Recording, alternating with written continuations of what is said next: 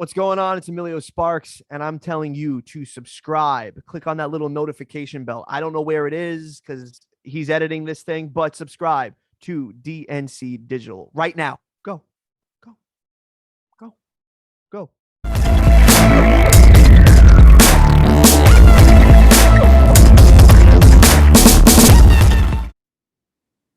What's going on, everybody? It's your boy D from DNC Digital, back with another episode of DNC Radio. My guest today is Emilio Sparks, who is a talented producer, talented musician, and he produced a bunch of podcasts. There's like 4 or 5 podcasts, and you can catch him hosting the Wrestle Rap podcast on YouTube and on all your podcast platforms. Ladies and gentlemen, the man that said if he were a bread, it'd be brioche or pumpernickel, Emilio Sparks. How are you, sir? How'd we do walking in? Oh, you hit it out the park already, man. How did you remember that? I said the most ridiculous thing that I could ever find because I was thinking, what bread would I be? Right. I like pumpernickel, but then sometimes I want to get fancy and I want to be brioche. Is fancy. Brioche is when you put on those nice shoes on Sunday. You know how it is, man. Like there ain't nothing like coming out of like Sunday service and then eating some brioche French toast. Definitely, bro. So how you doing today? How's everything? Good, man. I've been busy. I had a couple of meetings, couple of shows. So, I took a little bit of time for myself today too, did a little meditation, some yoga, and got in a quick chest workout. So, it's all right. A chest workout. Nice. No, you know what? Let's talk about the rewards of meditation because I've tried that a few times and it's pretty wild. I've told my daughter that you are not there, but you are aware of every little thing. What is your experience with meditation and what does it do for you? Okay. So when I got incredibly busy, where everything exploded all at once. I was already practicing yoga for 2 years, and my yoga teacher, Larissa Shiano Gonzalez, told me, "Hey, I want to start to give you a couple of tips and tricks to use when you're on the road to meditate, and I just want you to do it for 5 minutes a day. You don't even have to silence your mind. Just for that moment in time, focus on one thing." And just breathe in through your nose, breathe out through your mouth, do a nice slow count of 4, and just visualize something calm and relaxing. And that's it. You don't have to focus on everything or try to concentrate on shutting your mind off because everybody's minds constantly go. Right. But it's being in a state of tranquility more for me in regards to even if I'm outside, right, and there's somebody cutting the grass with the lawnmower, I'll focus on the sound of the lawnmower and then put my breath to the vibration. Or if like my neighbor's revving up his motorcycle to take off, I'll just focus on what this specific instance in my life is, right? And I'll say to myself, I am whole. I am calm. I got my family. I got good friends. I have a good career. I get to work with people that I enjoy working with. And then I'll be like, and just do like some clean breaths and then visualize just a state of peace and calm and ease. And honestly, that works, man. I'm not a brother that can shut down his mind completely. Like I will work through things if I'm feeling a little angry or anxious about something. I'll focus in on it and self-actualize while I'm in my meditation practice.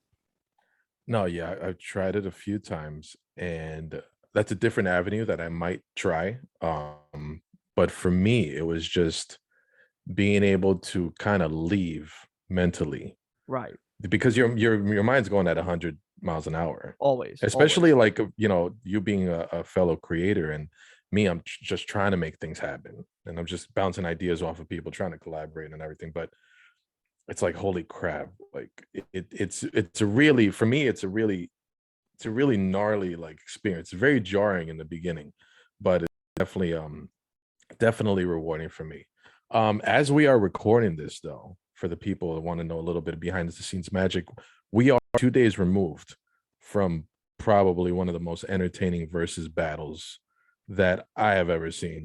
Now, yeah, and I got a couple questions for you because it was definitely one-sided from a consensus, pretty much. Everybody feel that way. Us being from the tri-state area, hip hop lovers, Yeah. what did that do for hip hop in its entirety? Well, first off, it shows that New York hip hop was, is, and always will be king. Yes. So if we could talk the talk for a minute, it Oh, also please do. shows that a lot of people were writing off the locks on social media before the match even started because Dipset comes with this pomp and circumstance. They were this huge entity on their own, and then Sure. everything that they did when they were signed to Rockefeller and Diplomatic Immunity is really a classic album. And then Cameron had this incredible solo career by himself and Jimmy as well. And it was one summer where Santana was just on everything and you could not True. Yeah. escape the radio where he wasn't on anything. He was freestyling over everything. So And they he had didn't even bring those out, to tell you the truth. He had like no, and four he could songs have. with Chris Brown. He had like a bunch of shit. And go on. Yeah, he could have too. And Mhm. the funny part about it was they came together, the Locks, as a unit. Yes, that's a conversation that I've had with somebody. Yes. An extremely cohesive unit. They didn't try to, in wrestling terms, get their stuff in. Like they all allowed everybody to flow and move together. Like there was a real like rhythm to it. Like if you just look at the way like it was flowing and the energy, like they would easily go wherever the energy was taking them, right? They had their set list was planned out from start to finish, and it was just banger after banger after banger. Like Yeah. they did very, very well. And then Jadakiss comes out and just does an incredible job at just being like, as I say it, he'll be the leader in that specific instance where he just dominated that stage, and his presence was so good. And all three of those dudes have an incredible stage presence. All of them have a command of the stage, and all of them have a beautiful cadence within their own self. But Sure. Jadakiss is so distinct in his voice. Like there are a couple of rappers that you can listen to and just hearing them without even seeing a title come up on your radio or on YouTube or whatever, who they are right by their voice. And Yeah, he's one of definitely. those MCs that is so distinct that you got to just sit back and go, oh, now I'm in. So I sat like this the whole time. Like I was so drawn in by that whole thing, and to me, it just goes to show that, dudes in their 40s, because I'm a dude that's approaching his 40s. So to see dudes in their 40s going into like their late 40s. And the breath control, because that guy was not skipping any lyrics. And if anything, the skipping the lyrics probably for the crowd action. But holy crap, did Jada like kill it?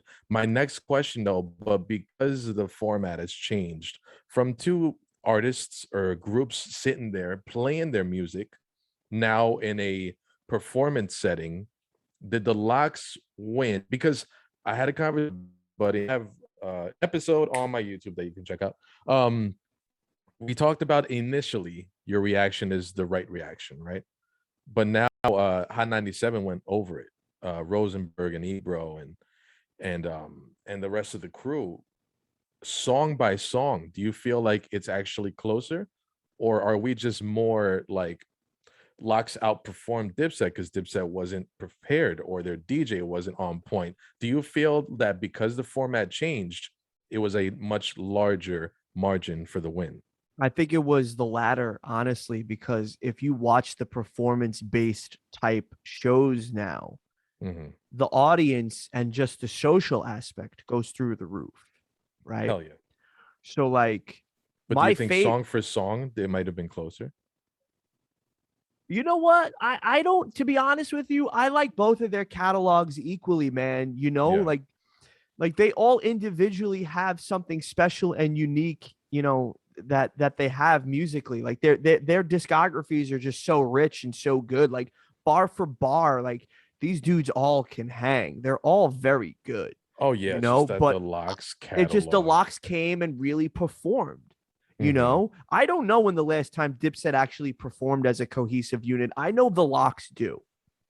No, yes. My buddy was telling me that they're still touring, and Dipset just, I don't feel like it took it seriously. Cameron tried to be cute with the little beach chair. Jewels came out wearing 11 layers of clothing and possibly 3 pairs of shoes, but Freaky Zeke, I don't know what he was doing.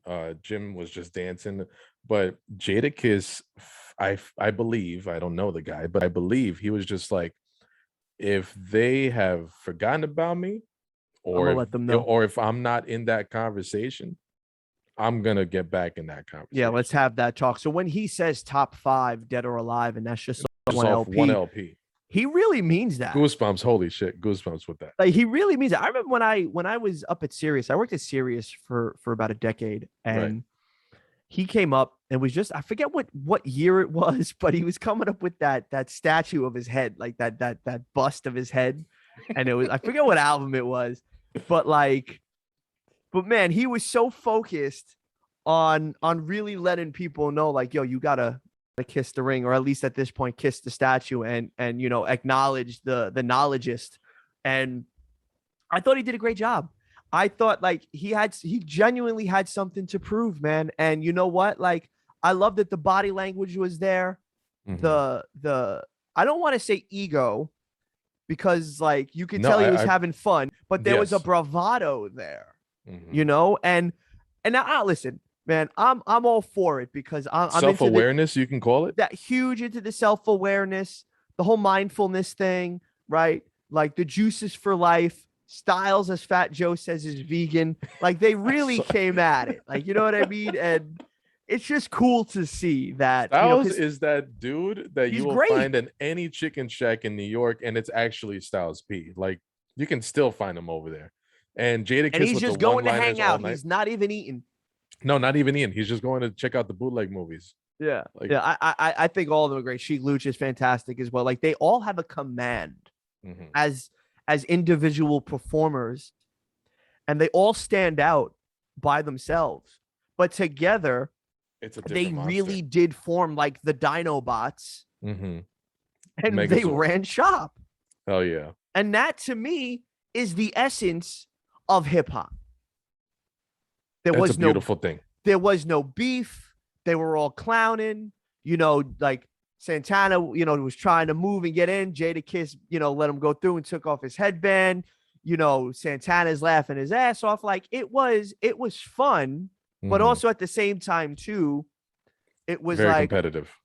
And that is what I think the element is when it's live and they're performing now, instead of just going track for track on now it's bragging rights. It has to be, man. It has to be. Like Versus is so unique. Like, I love the one that D'Angelo did by himself. Oh, that was a very dope, interesting one. I think Ghost and Ray was a great one. I like the Alicia Keys and John Legend. Keys and Legend was great. Primo and RZA was great. Yep. Big shout outs to Primo. He shouted me out on that, so I thought that was cool. Awesome. Like, all of them are cool. Like, so now I want to see, okay, what can we do for the next one now, right? I want to say, let's go. How do you top that? More. I say we go. Well, I don't think you could top it in terms of performance and then just overall hype. I think the next one just has to be, you know, within the realm or the space of the music, right? So, like, I would like to see the Roots do one, right? Oh, I would love to see Duck Down Records do one. Dope. I would love to see Hyro Souls of Mischief do one. Damn. So, you know, maybe we put Duck Down those for and the purists together. Those are for the purists. That's what I'm saying. So maybe you do one of those now, whereas Rabbity Rap and Backpack, you know, like, give me something like that now. I don't know. I just think it's a really good concept. I think it's fun now that the world is opening back up marginally. Right. I think, you know, you could take this show on the road and you can do it. And then for those that are comfortable and want to see a live show like that, where it's an exciting 2 hours, great. Or you stay at home in the comfort of your house. And if it's just the same feel, not the same. And you feeling, watch, honestly, it is the same feeling, man, because like, you're seeing something. It's like a time capsule of a moment that is pure, the essence, where there's no politics. It's just music. Let me Now the ask you this. politics and the nonsense comes on the social media end when everybody's critiquing it. Mm-hmm. But from an artist standpoint, it's pure in the performance. Gotcha. To me, that is perfect. With the fan base being so impressionable, uh, you see your favorite artist probably wearing these sneakers, so you're gonna go get those sneakers, or they have a certain word in the vocabulary, and you decide to use that word. How important was that speech that Styles P gave at the end of the night? I think it was very important, like if you look at it, right? Like let's look at hip hop, pop culture, pop music, right? Mm-hmm. No matter what, it's all under the same like umbrella. It's just a separate box within a box within a box of a genre, right? Like, so, the music that our parents and grandparents and great grandparents listened to, whatever it was the popular music at the time. So it was the pop music. So the ideology was different, but the same thing still ring true. You still had to have a look. Mm-hmm. There was an entire vocabulary around it, you know, like my grandmother grew up a Sinatra fan. Hell yeah. And she was a Bobby Socker because when he was coming up in like, the late 20s, early 30s, the girls were called Bobby Sockers because of the socks that they wore. So it was a Okay. completely different, type of nomenclature. It was completely different. Mm-hmm. So what he says rings true because, sometimes the fashion of the music overshadows the functionality of its purpose. Wow. Wow. Very interesting. That makes a whole bunch of sense. When it comes to hip hop and other forms of entertainment, or even sports, there's the sports shout outs, there's the wanna be like Mike, there is Wale Mania that you've been a part of. What do you think is the common denominator between pro wrestling and sports? I just think it's you live and die with a specific team, right? Like I'm a Okay. Yankees fan through and Hell through. yeah. Yeah. Where's my hat? Oh, it's over there, but You know how it yeah, is. So you exactly. live and die with this team and, for this entire season and you have this expectation, you build it up, you follow the players. And the same thing goes for professional wrestling. You live Mhm. and die for that one match with your favorite performer. And you want to see them perform and you want to see them win. And even though it is a predetermined outcome, you lose all sense of this logical part of your brain where you're like, I'm watching this. I know it's predetermined. I know it's grown men and women wrestling in a wrestling ring in spandex. It could be silly, but if for that specific moment, you are all in and it could take you back to childhood. The same thing could be said about baseball, basketball, football, soccer, lacrosse, whatever you were into as a kid, right? Like it hits and that dopamine gets released into your brain when you're watching something. And, you think, let's say baseball. All right, I'm watching these grown men hit a ball with a stick. And if he can hit this ball out of an arena or a stadium, I'm going to go crazy. It's just a ball with a stick. It's just a ball with a stick. The same thing with golf. A person could hit a tiny ball into a hole 200 feet away. It's like you can't help but be in awe because maybe we can't do it. Mm-hmm. I can't take a bump. I tried. I don't like them. They suck. I ain't Get doing that. it. You get that head going back. You hit the back of your Oh head. my God. Yeah. I would forget to tuck my chin. Are you kidding Yep. me? I'm not doing that. Like, I did Muay Thai for about 3 years and like I'm kind of uncoordinated. I did it more for a workout. You know what I mean? Like I'm good with the hands. Like if I gotta like defend, I'll defend. But like I'm peace and love, so I ain't trying to fight nobody. Like, but Mm-hmm. I'm uncoordinated. I really don't get the, like when they teach you the technique. I'm a guy that's got to learn a technique for 6 months. You know what I mean? Like so to see like just the skill in which it takes, I think you get drawn in by the entire pageantry of it all. Mm-hmm. Right? You got to stop. You got to pose for the camera. Camera goes away. Then you got to hit all these cues, right? You got to hit hard cam. You got to be self-aware, you know? And the WWE, a lot of the performers in WWE, if not all of them, do a fantastic job of making it seem that not only are they that they're wrestling for you if it's a Monday Night Raw or a SmackDown, but in reality, they're wrestling for TV. So True. to pull, you got two audiences, and you have to work with two different thought processes at the same time. Okay, I got to turn it on for the live crowd, but then I got to make sure that everything physically as well is here for the television. Mm-hmm. And it is so good. It is there, man. No, yeah. I've trained for about a year and a half, and I've learned how to take a few bumps and do a few spots. But, you know, when it comes to wrestling, you know, me and you are pretty similar. We're both, you know, handsomely bearded men, and we have great hair. But big facts. Even if you were to be in Iowa and you see a dude with an NWO shirt, you're gonna hit him with this. Or you see a dude with a DX shirt, you're gonna hit him with a crotch chop. What is it about professional wrestling that supersedes all these barriers where nobody cares about who you voted for or what God you prayed to? What is it about pro wrestling that makes you just become instant best friends? I think it's a universal appreciation. Like we like the same thing. I might not know you, you might not know me, but if I could see Big E and you go crazy for Big E, let's go. We're good. We're good. Or you're throwing a too sweet at the Good Brothers, let's go. Yep. You know what I mean? Like you're singing Wild Thing next to me when Moxley comes out. Oh, come on, man. Let's go. We're singing you're together. Gonna put your arm around. Like, let's go. Let's go. You know what I mean? Like, let's do it. I did that in Dallas. Right?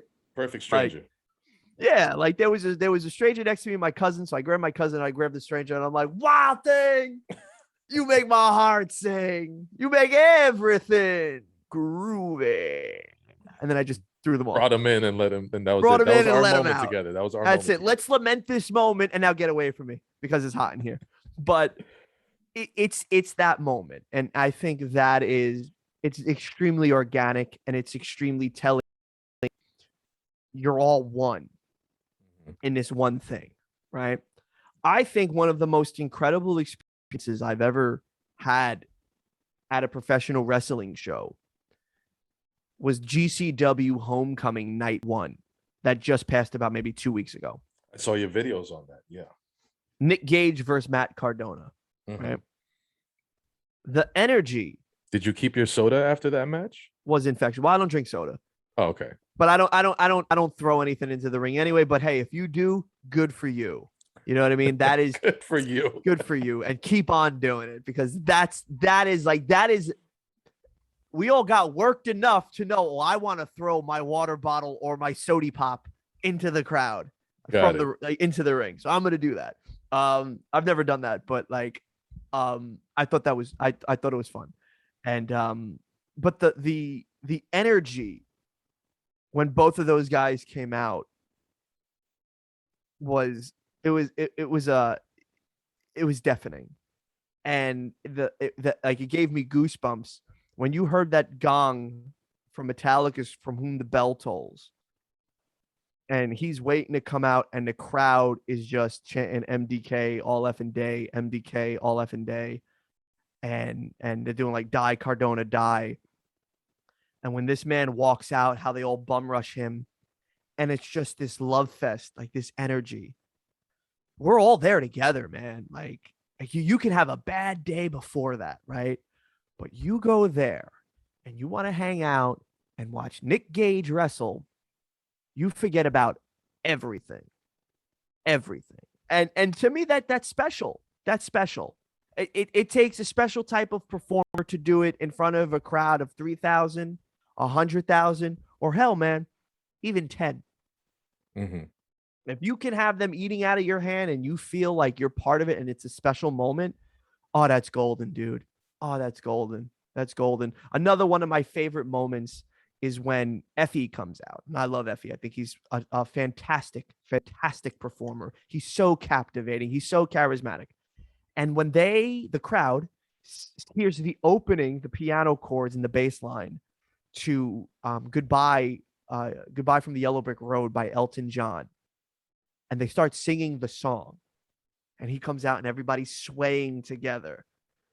It's trippy, man. Like I love it. It brings me back to the days when it's such a synergy, it's an insane synergy. And it brings me back to the days of when I was like a young teenage kid watching ECW or going to an ECW event, and I hear Enter Sandman. Oh my and God. We all sing Enter Night, Exit Light, Take My Hand Off to Never Neverland. I'm like, how can you not love professional wrestling? Like literally, like somebody could have punched my grandmother in the face like 5 hours before, and then I go there and I'm like I'm still stewing that somebody punched my grandmother in the face. But the moment I get there and I'm like into the show, I forget somebody punched my grandmother in the face. They punched my grandmother in the face. I'm just using that as a term. And God bless her, like God rest the dead. But like you forget where you are for a minute, and you just like really like enjoy the process of just being and spectating. And I try to stay off my phone at these things just because I want to enjoy more. But man, sometimes you got to capture cool moments, man. Definitely. And like Cardona winning the GCW title, great moment. Nick Gage's entrance, great moment. Big E winning the Money in the Bank briefcase, great moment.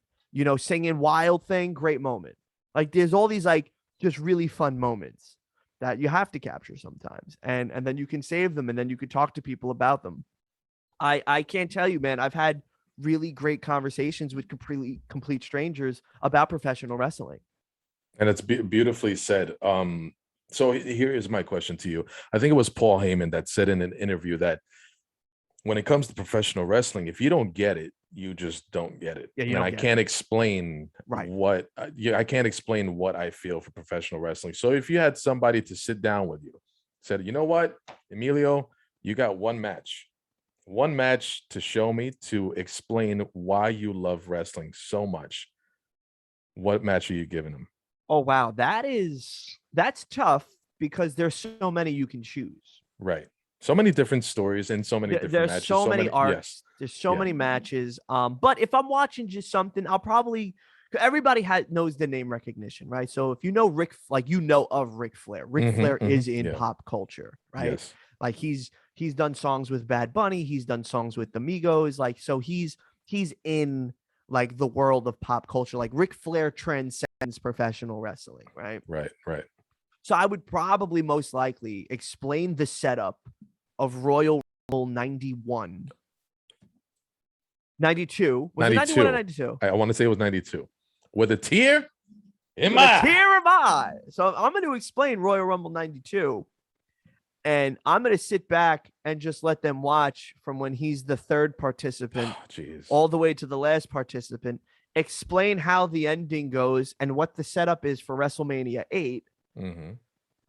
And you can't help but want to see this guy, if you think he's dastardly or not, either lose and lose big or win and win big. Yeah. So I'll do one of those. If I'm showing somebody something indie, I think maybe the first Janela Leo Rush match. That match banged, that came up. That was that's a crazy choice.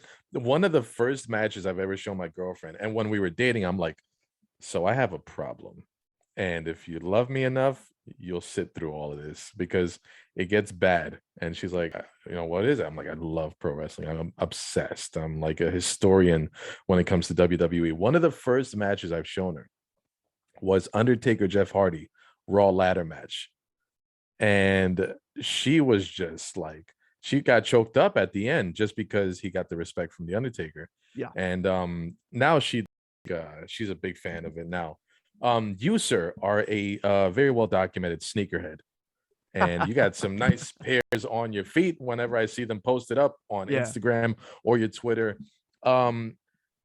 What is it about the sneaker in hip hop culture that has become such a checkpoint when it comes to status? I think that's it. It's just let's G up from the feet up. The first thing you're looking at, and it's not even just a hip hop thing. I think the first thing you look at as a person, besides the eye contact, you're looking at their feet first. I don't know if you've ever done this, but like if I was to talk to you, I saw you in the room, like I'll give you a nod, but the first thing I'm doing before I walk over to you is I want to see what you're rocking shoe wise. Just because I think it's just now it's just been beaten into our heads. You look down, then you look up. You always survey the person from the feet to the top of the dome piece. And you're like, all right, well, what's on their feet? Maybe then all right, well, maybe that could be the icebreaker. So me, I'm always in a pair of threes, with the exception of when I wear, and my chops have been getting broken about it from Renee Paquette and a couple other of my friends, Sarath, Kenny King. I will wear a pair of Air Monarchs, like those dad shoes now. Yeah. Because I think I could pull them off. You wear them with like a pair of like chino skinnies. Like I wear all like chinos, black shirt. Like you caught me on an off day because I'm wearing blue. But give me like I think I could pull it off. So I was like, I like the big chunky sole because I'm wearing my Yeezys, my 500s. Those are orthopedic dad looking shoes. But it's just because Yeezy is the brand itself. The name. Well, he's Yeezy.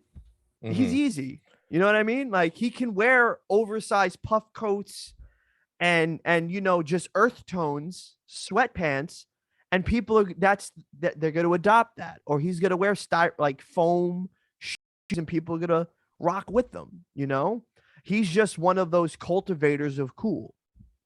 So if a Yeezy was rocking a dad shoe, I guarantee you the market for the dad shoe would go through the roof. Everybody will go get some New Balances. Everybody will go get a pair of New Balances. Me, I like them. I like the red and black and white pair. I think it's crazy. I don't know why they were like, I was in Kohl's one day. I looked at them. I remember me and Mox were talking about them.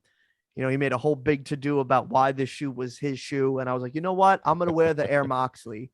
I'm going to try it out. And if they were not the most comfortable thing that I wore, I was like, okay, I'm gonna buy these because I was walking around the store with them. I was like, let me try them out. I was like, all right, I'm gonna buy these. When you used to try shoes on, and your mom's like, okay, walk that way. Okay, and for some reason, if it was for some reason, like it's gonna be different. Okay, I want to see you walk back now. Walk back, because maybe the floor is mom only knows sloping or whatever. So knows. I want to see you walk, but angle it though, like walk another, like instead of going on a straight line, give me about a 70-degree axis and walk towards me and then turn and then back up. Like, my mom used to do the thing where she used to put the thumb the thumb on the toe. Toe. Yeah. Yes, bro. But I don't know, man. That's a really good question. I just think sneakers are just the status of and they're a great conversation point, like to me, I've never been one to buy really expensive like articles of clothing, right? Like I'm real happy in a vintage wrestling t-shirt and a pair of Levi's denim. But man, I will spend on a pair of sneakers because that makes the entire ensemble that much together. Greater. Man, I remember I was wearing this is the God's honest truth. I was wearing a $14 St. John's Bay plain black t-shirt, right? A pair of J. Crew chinos and Space Jam 11s. No. All of that put together. And I got complimented on the outfit. Because you had the 11s, man. Because you had the 11s. That's why I think I could pull off this. That's why I think I could pull off the Air Moxleys. So I honestly do not have a first memory of watching wrestling. My brother said I was 2 years old doing the sharpshooter on him at the time. And I think we're around the same age. So when it comes to you and your first memory, what do SummerSlam and Jake the Snake Roberts mean to you? Oh, you did your homework, huh? That's what I do. I try to become best friends with every one of my guests. So I need to make sure I do research. And you know what? To be totally honest, I do that as as a respect to you and your time, and I didn't want to just be any other interviewer to just fall in that other pile over there of forgettable interviews. I respect you and your time and your career, so I make sure I do my research. Hell yeah. Likewise, man. Likewise. Appreciate Wow. you. Okay, so it all kind of ties in together: the hip hop, the wrestling, the sneakers. Right now, my uncle Michael is only 8 years older than me. That's it. And I idolized my uncle, and for a short time, he lived with my mom and my dad and me. Okay. So whatever he was into, I had to watch. And I would always, I would always be next to him. Mm-hmm. Yeah, what are you doing?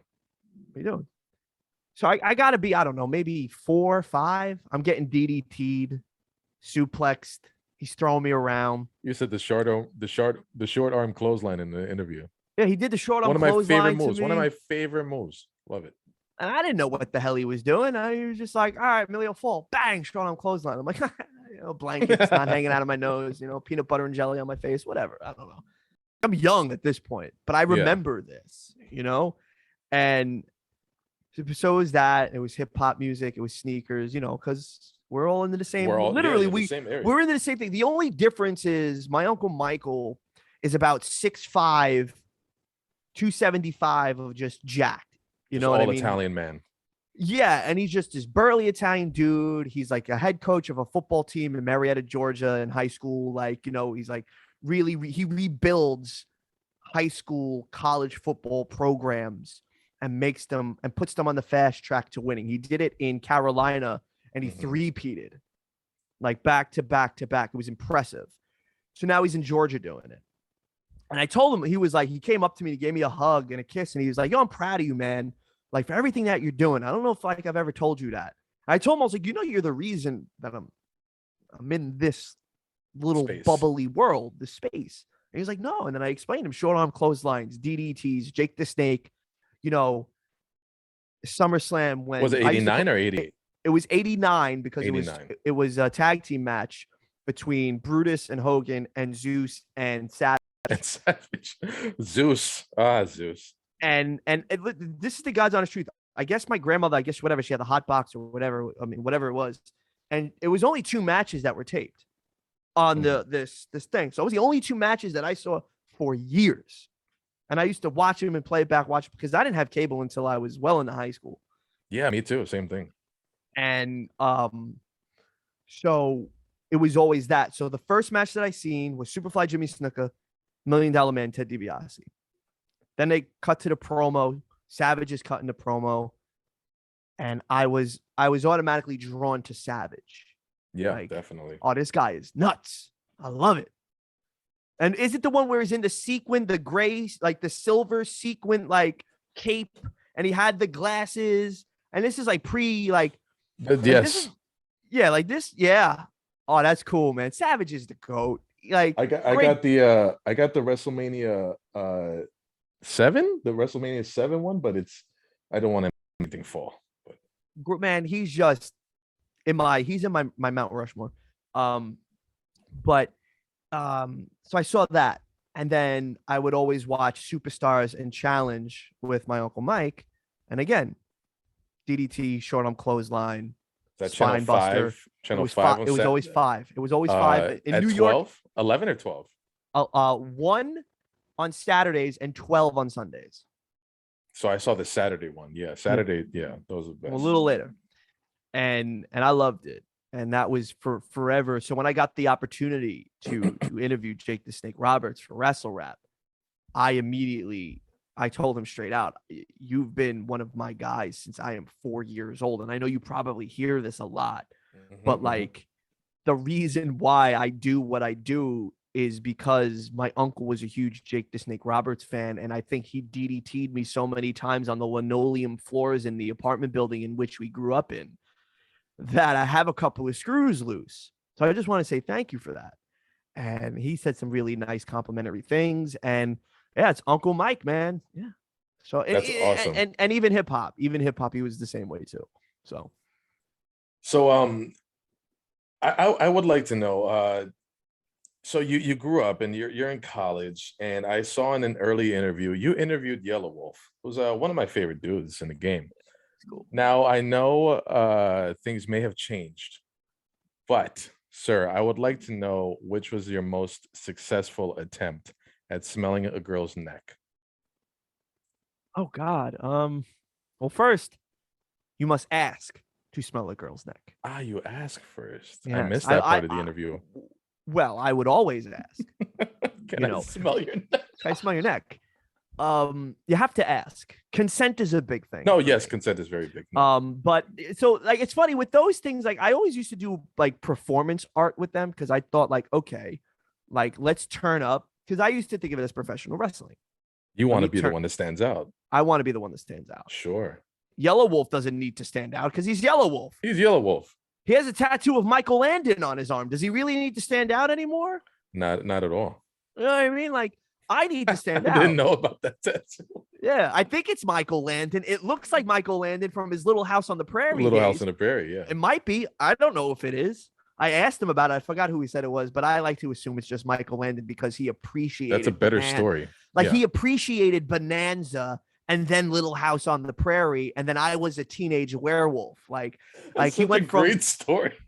Right. Like he went from Little Joe Cartwright to Charles Ingalls. Like it's like, okay, like great, man.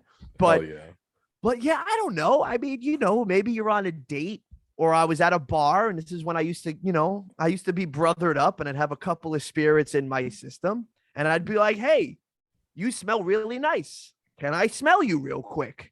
Nice. I don't want to be creepy. I don't even want to touch you. I just want to smell you. Let me just can I get a little whiff? Mm-hmm. Like, let me try to guess what you're wearing. Very charming.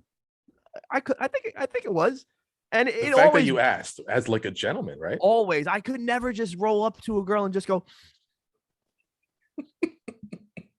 The second one. Can you imagine you're at a bar, right? And like literally she's at the bar, she's ordering a drink. And then you see this. Probably a sweet girl. Very sweet. Amazingly sweet girl. Church going girl. That's it. And you see this. Just coming. No. Not working. It's not gonna work. That's not gonna work. It's not gonna work. But if you say, hey, let me buy you a drink, you smell amazing. I need to get a whiff. That needs to hit the olfactory system. And it does some stuff to your brain. Like, I mean, boom. It's all about the dopamine, brother. The serotonin releases. You're like, yo, because smell is conducive to memory. And then I also had a line where I would just be like, hey, listen, I'm not really having fun here. Like, I appreciate that this is the most fun I've had tonight. And next time I smell anything like Victoria's Secret or Chanel or whatever they would say, I think one of them even said like it would the Jessica Simpson cologne, like perfume. Mm-hmm. And I'd be like, this moment is lamented forever between you and I. Forever now. Like, thank you, random girl at a Staten Island bar. And I would never try to like get their number. We're done here. No, we're done here. We're done here. No, we're done good. Here. Enjoy your night. Say hi to your mother. God bless you, darling. Thank you for smelling really good. Whatever the notes are with the chemical compound in your body. And hey, listen, I've been smelled. It's fine. I used to wear 2 colognes. Now I only wear 1. Wait, no, hold on. Do not continue. You used to wear 2 colognes together? No.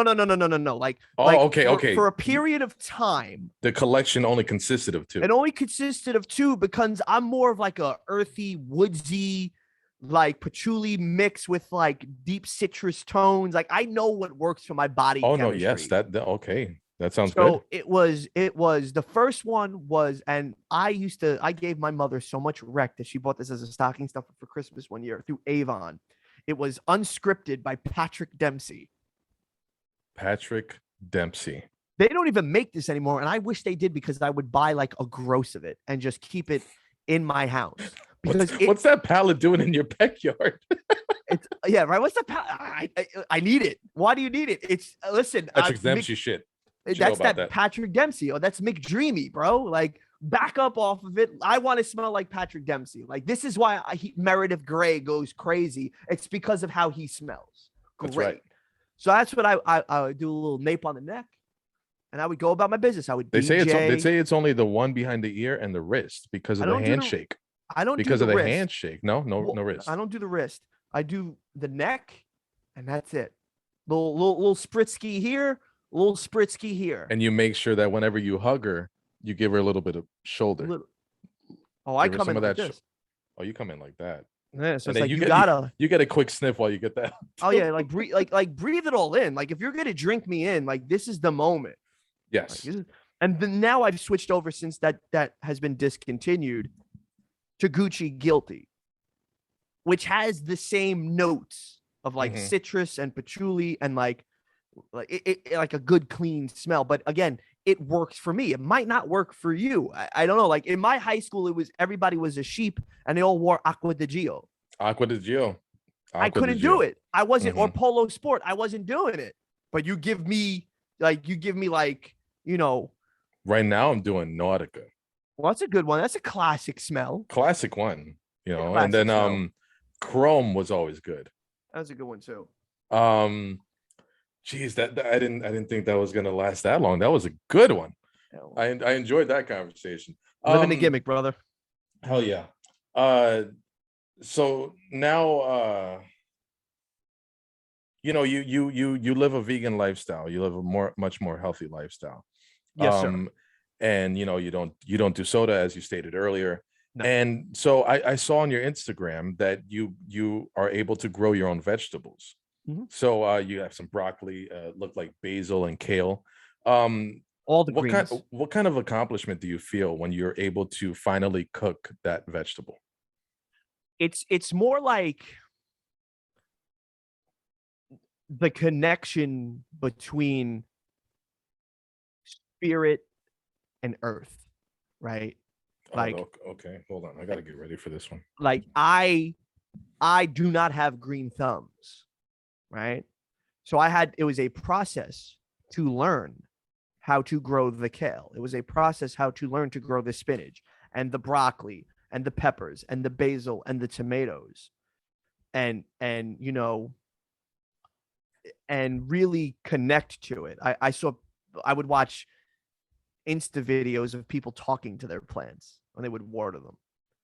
So every day I would water my kale and I'd be like, you are just full of love, peace, abundance, and joy, and you're going to go into my belly, and I appreciate you for everything you're giving me. And I would say the same spiel to all, like everything. And then when you cook it, you appreciate because you make it. You know what I mean? Like you grew it. You just didn't go to the store. Like you had to like start it from a seed, and then you had to cultivate the seed, and you had to learn about soils and compost and what's the normal amount of what with this. And it's like, you know, whatever, how to deal with the bugs and raccoons or cats to make sure that they're not going to tinkle all over the vegetables in which you're going to eat. And I don't want to use pesticides. So what am I doing to make it all natural? How do I do that? You know what I mean? How much sunlight is acceptable? Which ones grow better at night? You know, which is a fall vegetable? Which one's a summer vegetable? So it was real interesting, man. You know, and I really wanted to get into that more because I'm all into the gut health, the microbiome stuff, and the connection between people say like your mind is in your gut. Like we have literally two brains in our body. We have our head and we have our stomach. And sometimes I think our intuition really comes from the belly before the brain, as like the spidey sense. Yeah. So I want to put the best possible nutrition into my body so that way I'm connected, because what we have in our brain up to our stomach is called the vagus nerve. Okay. Right. And that's a receptor. So it's like, do your research on it. It'll bug you out, the connection between the mind and is that how like people eat with their eyes in the beginning? Yeah. Oh, okay. Yeah. And so I've been doing a lot of like the qigong and the breath work with this as well. And so it's like, it's all connected, man. So it's like, I want a healthier stomach. So that way, all right, well, I'm going to grow my own organic produce to the best of my ability with the limited resources growing up and living in New York that I have. So if I can only do like a small little like pot this big, well, you know, best believe I'm going to get 4 or 5 of them, and I'm going to put things that I enjoy. And, you know, to me, that's the connection between like soul and Mother Earth. is because now I'm appreciating what you're giving me. I'm not just taking it for granted to go to the supermarket. I know how much work a farmer puts into doing what they're doing. So me going to the local farmers market and getting a bushel of fresh organic strawberries, I know that there was work that went into that. So now I'm a more appreciative of my food and where my food comes from and what it does for me. In the Italian culture, food is already sacred. So that's like It pushing it is. even more. I think food in any culture is sacred, you know? No, like food is another thing. It's like food, music, and wrestling easily break all the barriers. they do. Now where I'm from Jersey originally, and you're in New York, but what, like, I know where to go, but where would be your spot to take an outsider to, a tourist? Like, we're not gonna go to this big fancy thing. No, I'm gonna take you to this spot because I want you to taste a plate of New York. Where would you take them? If I'm doing I'm born and raised in Staten Island, so like I'm gonna be real, regional in my pizza, No, yeah, sure. in my Chinese food, my Mexican, whatever. Like I'm gonna be here, and I love to go to this particular little like bodega that is nestled in St. George and go eat tacos from there. And but at the same time, you can buy a pack of condoms and order like a burrito or like some of the best tacos in the like I will go and eat cactus tacos, and I will see individuals just go and buy toiletries, toilet paper, any type of like cleaner for their house. And I'm like, this is the best food you're ever going to get. I would take Hmm. somebody to one of these restaurants. And then I would take somebody else if you like Italian. Well, let's go to this like neighborhood restaurant that's tucked away in a neighborhood off a major street. Always the best. Those holes in the wall. The holes in it's like literally, I think it's called Brasilio's Inn, and it's 100 years old. It's the Same oldest family. restaurant on Staten Island, same family. Jesus. And the guy grows a ton of the vegetables that he uses in the restaurant. So it's direct farm to table. Wow, bro. That's cool. That's where I'm taking somebody. So I remember I like having an hole in the Italian wall friend. spots. Oh, holes in the wall are always the They're the best. best. Always the best. No money spent on advertisement or any of None. that. No, all word of mouth, all family, all love. And I remember having an Italian friend, and her mom was like, "Hey, do you want to stay for dinner?" And I was like, "Yeah, sure, no problem." First experience in an Italian dinner. Mom never sat down, and I'm like, "She gonna sit down?" And then the brother's like, no, she's happy like this. Leave her alone. And then I finish my food, and you lean back, put your hands on your belly, And and then more goes she right on the grabs plate. more, and I'm like, no, mama, no. She's like, no, we got room, and just puts it right down on my, and I'm like, crap. And then at the end, and then she's serving everybody. She's not sitting down. She's just serving everybody. She'll And I pick a was like, little. when is she gonna eat with My us? mother's the same way. Like my mother will sit down, she'll pick a little, but then she'll Yeah, serve. but then she'll Right. serve, and then at the end, everybody's chilling, watching TV, and she's washing dishes. Right. Like And we come together and do this Sunday dinner thing, uh-huh. like the big Sunday dinner thing. So it's like, like, Ma, let me serve you. No, I'm good. I don't want that hair and that beard in my kitchen anyway. So just sit What, down and do nothing. going back, if you can think of any memory, what was the more jarring experience for any of your friends if they came over for dinner? I don't think it was anything jarring. I just, well, my mother's she's that typical New York overprotective mother. Right. So she really had to get to know you in order for me to really go out and hang out with you.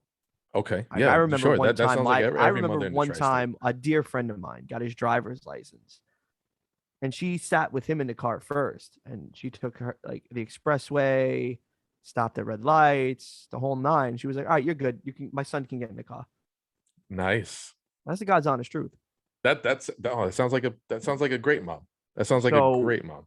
and that's just one of like, I don't know, 1,000 stories just growing up. Like I come from a very large family. My mother comes from 10. My dad comes from about 15. So, Jeez. like this whole idea of community and family and extended family, Mm-hmm. like really close friends that you consider your blood. It to me, community is everything. There's a Yeah. community in this right now. There's a community within professional wrestling. There's a community in hip hop fans. There's a community in sports fans. Like, to me, community is everything, because if you don't have community, you have No, nothing. there's no building. There is none. And I have made so many friends within every community that I've ever been in that, they have enriched my life so much. Like the wrestling podcast world, or just going to a restaurant, tipping the bus boy, be like, bro, you killed it. Thank you very, very much. Like, like, yo, yeah, man, thank you very much. Blah, blah, blah. Oh, great shoes. Thanks, bro. What's your Instagram? Cool. Oh, I got this. This is great. Let's talk sneakers and cops. If you got a plug, I want in. Like, it's just community, man. Mm-hmm. Networking. Sure. And how do you do that? You do that through a good meal. Hell yeah. You sit down, you talk to people you enjoy, or hey, listen, I'm going to bring a friend. Would you mind? No, let's all break bread together. And if they're being shy and quiet, nah, baby, we're gonna eat. Come on, you're come sitting on. down. Let tell. What's your story? Tell what is your thing? Who are you? I want to know. That you see, that's what I'm talking about, man. Surrounding yourself with love and just support. People that just end up being family. I got people in my life for the past 30 years. That's family. I tell my daughter that's family. That's not like my older brother's school friend. No, that's family. Right. That's big Right. bro. Yeah. So you now have Wrestle Rap podcast on YouTube and all the podcast platforms. You also had the Emilio Sparks Experience. So I miss doing that one. yeah, there was some cool stuff on there. Yeah, I miss doing that one. So when it comes to interviewing, what was one of your proudest moments, and what was one of your more nerve-wracking moments? Oh, probably it goes into the same one. I had this idea when Twitter was in its infancy. Mm-hmm. All right, well, I've been all over these blogs. Thank the Lord. They find my interviews entertaining because I'm on a 10-watt college radio station playing hip hop. Thank God for the early internet. Yeah. And I want to interview everybody. Now, this is when, like, on Twitter, it was like just Blaze and maybe Questlove and a couple other people, and it's just literally this real. It was called micro social media, like like micro media. With the term social media wasn't even the thing, like micro texting, like whatever. Like this was still at the same time when you're still learning how to do HTML code for your Facebook, for your MySpace. Oh man, oh my God. Okay, yeah, you're throwing. I'm a little older than you, and so I started this campaign where I wanted to interview Joe Budden. Because I thought at that time, and he's always been one of these guys that really is ahead of the curve in a lot of things in regards to media, right? He was doing Joe Budden on TV on Ustream, right? It was him and Tahiri, and he would just sit and stream for hours, whatever, man, and Joe fascinated me. He still does, because I think he really does have a Midas touch in regards to being ahead of the curve in many things. And I thought, wow, this is incredibly personal that this man is opening his life to the world to watch on a computer screen. And he would talk about anything with his girl, and he would be in the music, and he would give us the thought process behind the music, whatever.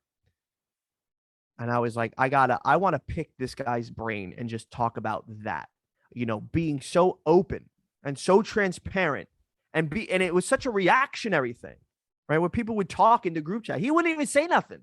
He would just be making a record, and people would be having these full-fledged conversations about what the lyrics are meaning, or whatever the case may be.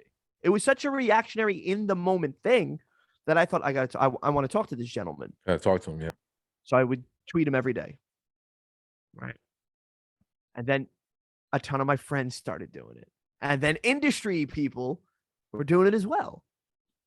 And then out of nowhere, about maybe 6 months of doing this consistently, by the way, I get a phone call and it's Joe Budden. I had no idea how he got my number. Got a phone call. Yeah. And he first thing he says, "You are the most annoying person in the world, but I love how you did it.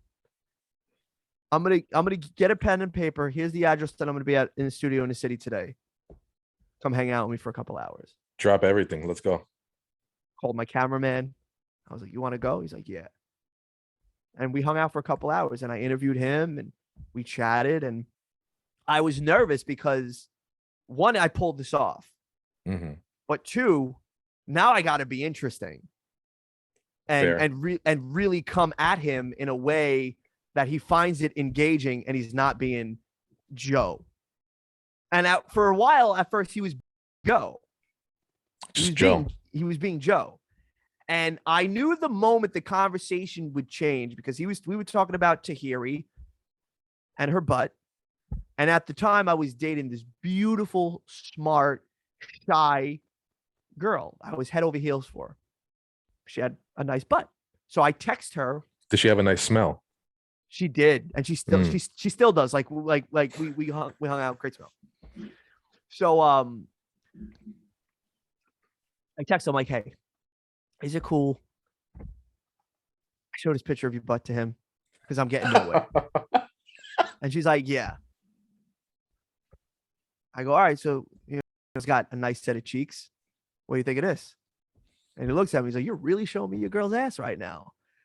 And then all of a sudden, from doing this conversation, he went to this.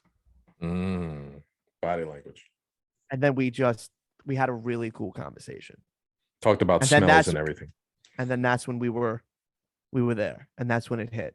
And I'm grateful for Joe for that one. Like I really thanks to the ass community. Right. Like, what's the thing? Like, what do you talk about? You're two grown men. What the hell do you have in common? I don't know. Look at that ass. Look at his ass. Oh, look at that ass. Wow. They're both great. And I appreciated my ex-girlfriend for doing that. That was really cool. What do you think is one thing that's not focused on enough when it comes to being a content creator? If anybody can learn from this. I think authenticity. Everybody does it now for the click. And it has to look a certain way and it has to feel a certain way. And, everything has to be this, that, and the third. It has to look pretty. I think people really forget like what authenticity is, and I'll never forget this. A buddy of mine who's kind of like a mentor now to me, texted me this a couple of days ago because we were going back and forth about authenticity and so on and so forth. And he told me authenticity is not duplicable. The minute you spend worrying about what other people are doing is the minute you're not spending time thinking about what you're supposed to do. And that kind of like that stuck with me, and I was like, yeah, wow, that makes a lot of sense. That hits, and I think that's the thing with social media. Everything looks the same.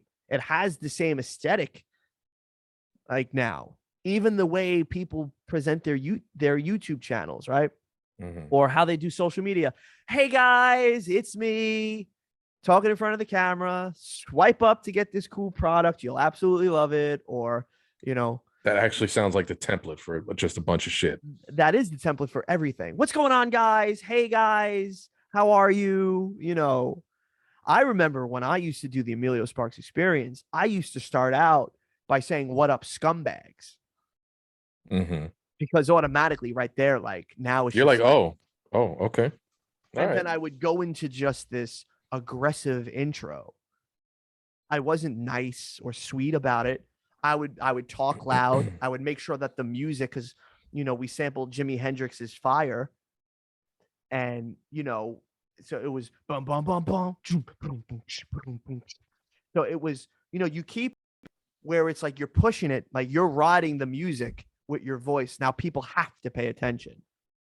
Like that was an old radio trick that I learned when I was working for Sirius with this gentleman by the name of Cousin Brucey, who was like this like 50s rock and roll disc jockey icon. He used to say like, the platters that matter, reach into beaches and ruin the pools, and hey, the guys that talk and rhyme. Literally, that's what they did back in the day, spinning those fat stacks of black shellac, daddy. Like, that's how they used to talk.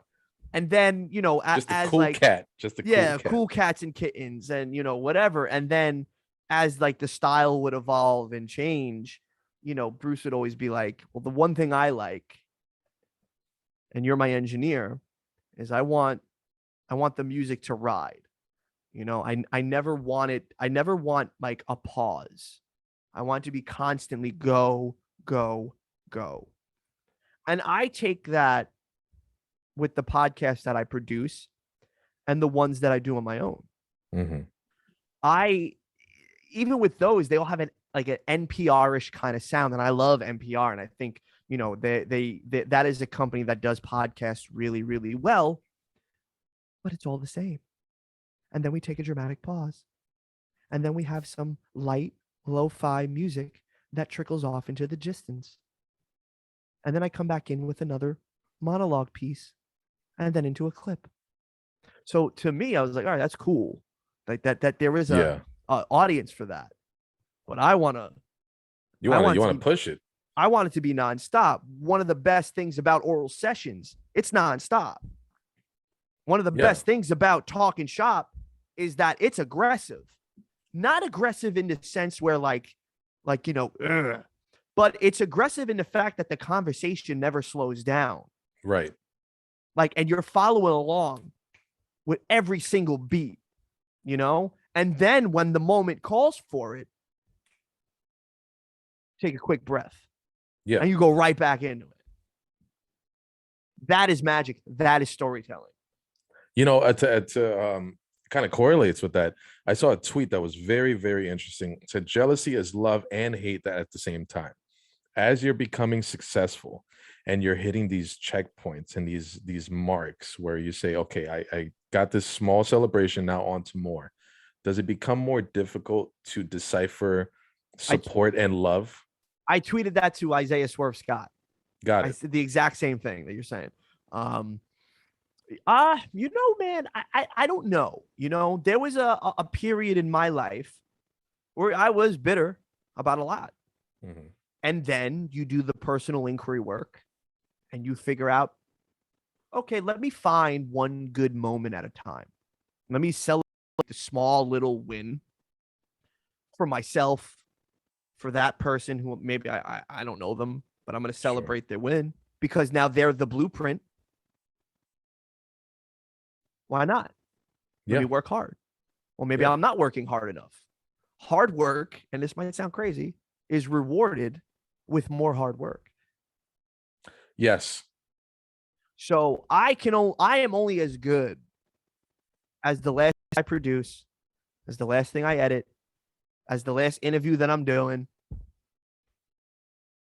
So, you gotta be good. You gotta be humble, but you also gotta know you gotta put in the work and you gotta stay consistent. And I'm not saying you gotta love everything. I'm not. But I think you can analyze it from a critical lens where you're not being scummy. I think there's too much forked tongue on social media. Everybody's an expert, everybody's a critic, but a lot of the experts and the critics are not really the doers. And the ones that do are the ones that are working and pushing forward. Today I saw a post and it said, if you keep on saying that, something about moving in silence, you guys never shut the hell up about it. Right. I'm going to humble brag. I'm going to move in silence, but I'm going to present everything that I do because I have this mini computer that's now full of all this micro data on my phone. And I got to, with this geo tracker, so where I'm going to be. Yeah. So let me just tweet my thoughts and show my food, my coffee, my pizza, my sneakers. I don't know, man. Good thing you posted that because I do not know what a sandwich looks like. Right. Yeah, exactly. Hey, listen, man. So there's some pretty sandwiches out there. No, there's some very pretty sandwiches out there. And you know what? Totally guilty. I made a shrimp po' boy all by myself, and I was very proud of that. Hell yeah, I took a picture of it. See, so now we have to share the sandwich for the world to see. And I want to be like, you know what? Even though I don't eat mercury, I appreciate that sandwich. That's a pretty sandwich. It's a pretty sandwich. I appreciate it. You know what else was pretty? And it's a good segue. You see how I did that? So you looked into your closet you dug out a bunch of vinyls. Yeah. And they were beautiful, beautiful vinyls. And I have a thing for vinyls because my grandmother had, I want to say, like two huge bookcases just full of vinyls. What do you think is the lost element in a vinyl that we don't have today when it comes to listening to music? It's actually probably sitting down and listening to an entire thing from start to finish. Like you would have to be in your house doing something or just sitting there. Now you could just iTunes, Spotify, whoop, you're on the Yeah. go. You know, Dash Radio, you could just take it on the go. I think like sitting there with your favorite cocktail, just hanging out, or your favorite meal or whatever, and listening to, I don't know, Portraits of in Blue or A Love Supreme or, I don't know, something by the Rolling Stones or Sinatra. Like to me, that's like, yeah, like I love that. Like growing up, my mom would play music constantly All while she was day. cooking and Cleaning. cleaning. Mm-hmm. Like one of her favorites is Julio Iglesias. Bro, that was one of my mom's. That is E my mom's like Backstreet Boys. exactly. That You know is how our many mom's Backstreet concerts? Boys. Like how many concerts she's gone to? Like, God, she's in love with that guy. Right. And I'm sorry to cut you off. A small story. My mom was in just a bad state, health wise, and it was hard for her to speak. And she honestly did not know we were there. Like she was just out of it. I don't need to get into it, but she was just out of it. We played a Julio Iglesias song, and she started singing it. Just tears everywhere, everywhere, bro. That's the connection that music has. Mm-hmm. And so my fondest memories are listening to Julio and listening to, Motown in my house growing up and Sinatra. Sinatra was very big because that's a My connection. dog's name is Sinatra, and my I daughter named him. I appreciate that. I Oh appreciate yeah. it because that's a connection to my mom and her father and my grandfather passed away at a very very very very young age, and so all like and they grew up poor, so the only thing that they had It's was music. my grandfather's record collection. So they Beautiful. divvied it up, and my uncle Patrick took a whole bunch, and my mom took a whole bunch, and so now my mother has this record collection, and now I'm on a quest to copy my grandfather's entire collection of Sinatra records because he had a lot of jazz too. He loved Okay. jazz. So some of these jazz records you just can't find, and I don't want to take them from my mother. So like, some Herb Albert, like I can't take that from her. You know what I mean? Like that's, it was my like that was like my grandfather held these records. Yes, I know exactly what you're talking about. So I'm slowly but surely getting all of his stuff from, and my grandfather had a ton of Sinatra, but my favorite, and from what I found, his favorite was during Sinatra's Capitol years from Capitol Records. Okay. Not the Columbia stuff, because he was signed to Columbia first, and then when he went to Capitol, it was during like the whole swinging sounds when it's Okay, like, got it. Luck Be a Lady and all of that. So that's what I've been slowly been doing that. So like my two things during the pandemic were finding Sinatra records and Masters of the Universe toys.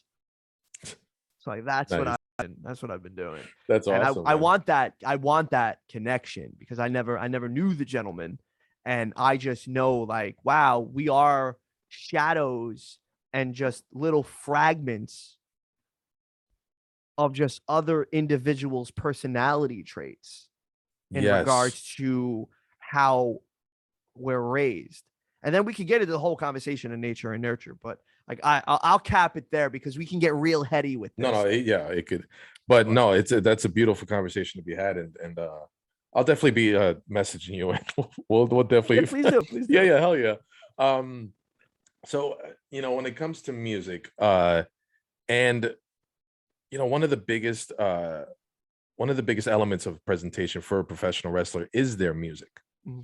Now, on the music side, you want something that'll get a reaction from people. You want something that can correlate with the person's character. But you coming from the music side, what is one thing that musicians can bring to a wrestler's entrance music that the wrestling side may not think about?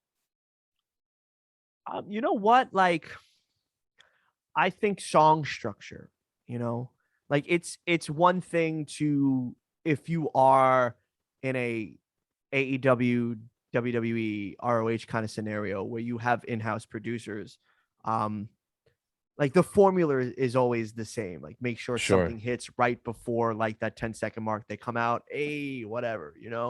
On the indies, it's a little bit more antiquated than that because you can use songs from artists, Yeah. Because nobody's because nobody's gonna. What are you gonna? Who you really gonna sue? Exactly. Yeah.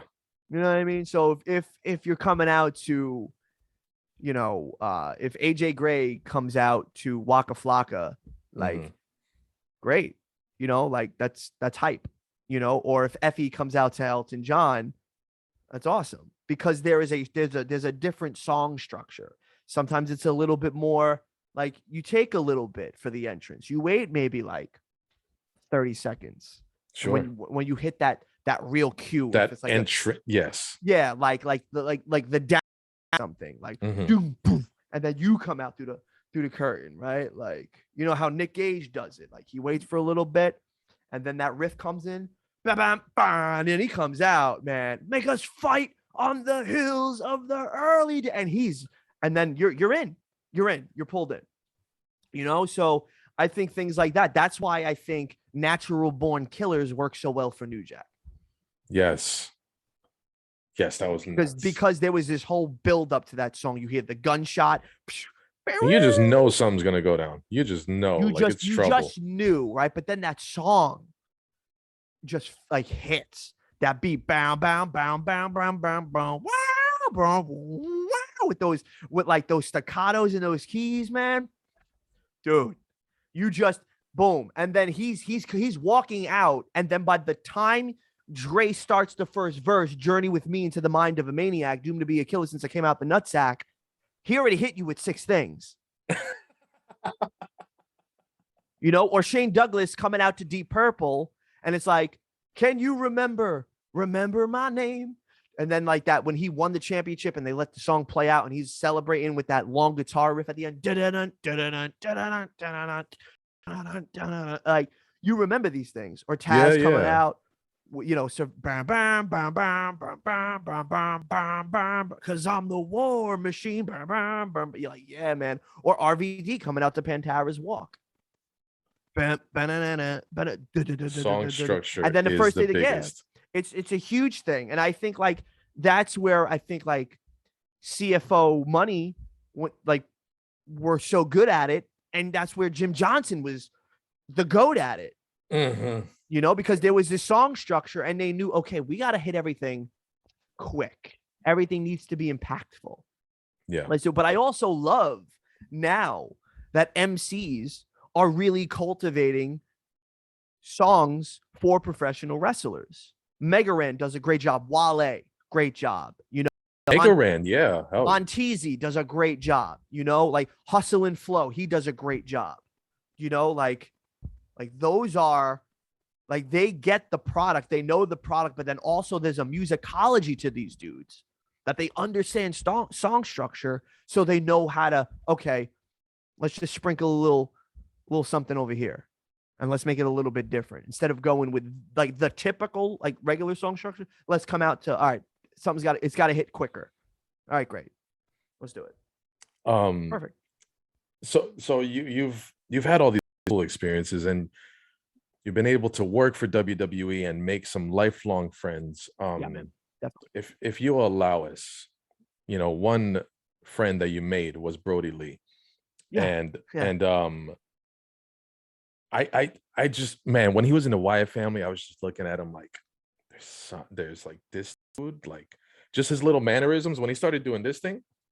And the yes, and I'm just like, when he was still like beefing with Dolph Ziggler, I'm like, this is the guy.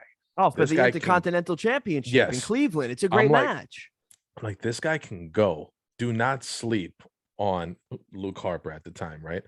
And then I believe it was just a beautiful story what happened in AEW.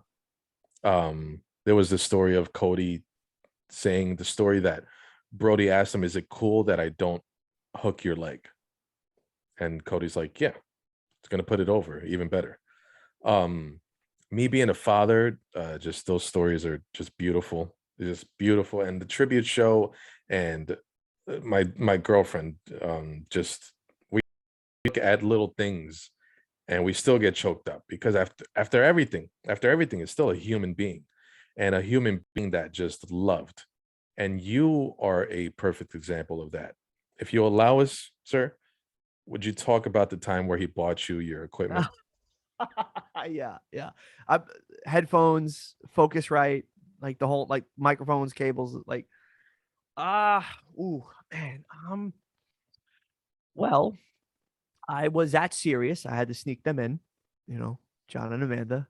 Because when I was there, I was a producer, couldn't play with the toys, but you can't tell me when one of my close friends. And first, if you gotta remember too, I didn't know him then. It was just I was in a group text with him, and And I knew Big E. with Big E, All another right. my like blood brother, love him. Right. A perfect example of you don't have to be blood to be family, Hell yeah. and those guys are my brothers, and so I told Brody this story. I was like, I know you, but I don't know you. And that's how I started off the episode of Wrestle Rap. And I talk about this whole thing of like, I watched him chase a guy out of like a small little, like, arena in New Jersey because somebody threw a shoe or whatever. And I was fascinated by him because he was the largest man I've ever seen at that time, Yeah. you know? And he was wide too. He was big dude. And yeah, that like the hair and the beard or whatever. And then you fast forward 11 years later, and our love for like Meg Thee Stallion and just other hip hop really like started this really great open and transparent conversation. And I would we would all send pictures of stuff or whatever, and I sent my equipment, and it wasn't super like stuff. Like, microphone head was broken at the time, and I'm using like the small little like recorder or whatever. And I guess he kept that in the back of his head. And, and I said to John and Amanda, his wife, when they came up, hey, sorry that you guys had to come here, but, I want Amanda to come on too. And I don't have, the equipment to house Hmm. 3 people to talk at once. And we did the interview, and everything went like as great as it can be. We laughed, and it's one of my favorites. It honestly is, in terms of career wise. It is like the interview with him and Big E's, like those are career defining for me. And Joe Budden would be a third. So if people ask me what are my interviews, it's Brody, it's E, and it's Budden, because that those really shaped my like they gave me a really good cosign, and I'm forever grateful. And Sure. bro, my birthday comes, I get a package. The first one's from my cousin, right? So I thought the second one was from him too, because that's just the type of guy he is. So I send him photos of everything. I say, "Oh, thank you." And he's like, "I didn't send this thing." I was like, "So who sent it?" He goes, "Is there a message on the card?" Yeah. So I read it, and it was like, "Dude, we effing love you. Go kill it," or whatever. And I was like, "Oh, I know who did that. Wait a minute. I know who talks like that when he writes messages."